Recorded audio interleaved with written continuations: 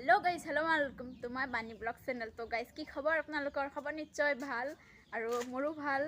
তো বলক আজি ভিডিওটো আৰম্ভ কৰো। দেখিলো যে ওচৰত বগৰী বাপৰে কেনেকুৱা এটা মানে কি আচৰিত টাইপত লাগিছে বগৰীবোৰ ভালে লাগিছে ভাবিলো আমি খাও।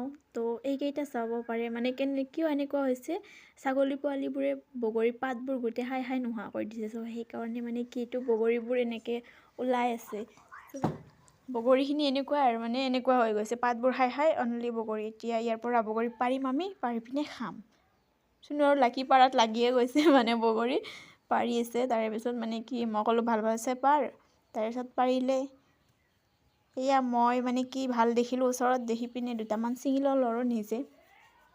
তাৰে পিছত আমি ডাইৰেক্ট পথাৰত মানে কি লৈ গ'লোঁ বগৰীকেইটা নি আৰু ডাইৰেক্ট খায়ে দিলোঁ আৰু এনেকৈ জ্বালা নিমখ মজা লাগিছে একদম খাই পিনে বঢ়িয়া কেনে মজা এনেকৈ খালোঁ। তো বাই বাই।